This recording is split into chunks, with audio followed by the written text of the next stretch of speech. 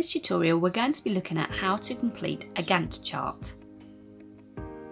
So let's start by thinking about what a Gantt chart actually is. It is a form of graph, but it's also a really handy tool for helping you with your planning of your make, whatever it is that you're making. So why is a Gantt chart different from a step-by-step, for example? Well, the main feature of a Gantt chart is that it helps you to plan your time effectively.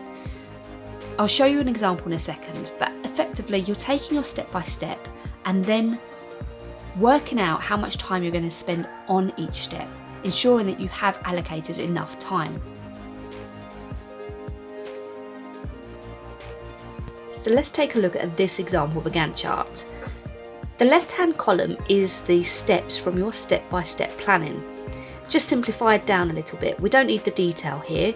This is all about planning your time. So you're breaking down the different stages of your final production.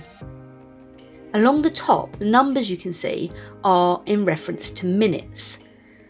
So assuming that you're spending at least 4 to 5 hours making your final product, you'll want to break this down into minutes. And this is how you can effectively plan your time for your final make. You can see that I've allocated a certain amount of time for each stage. Now this is based on my estimation, which is then based on my prior knowledge and experience from the previous work I've done.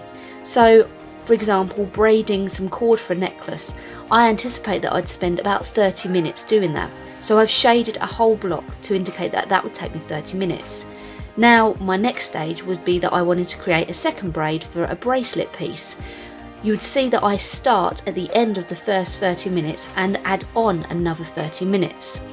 Now what you should find is that you have this diagonal trend going across your Gantt chart. That doesn't mean that boxes can't be filled in directly underneath each other, and I'll explain what I've done here.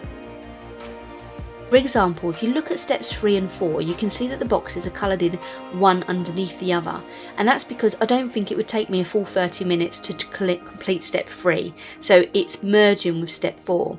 A similar thing happens further down when you look at where I've said once called add varnish and leave to dry. Well, whilst it's waiting to dry, I'm not going to just be sitting and doing nothing, so I'm then going to be working on the next step at the same time. Now you'll recall I said that the Gantt chart helps you to effectively manage your time. When you look at my Gantt chart, which has been allocated 5 hours, you can see that I haven't reached all the way to the end, which might seem like a really good thing, but this is your opportunity to showcase all of your skills and really produce an excellent final product.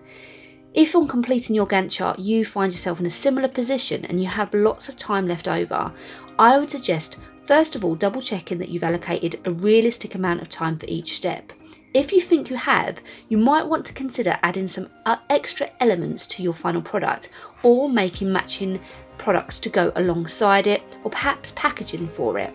You want to utilise and make the most of the time that you've got allocated for your final product to really show off your skills and showcase everything you've learned in this project.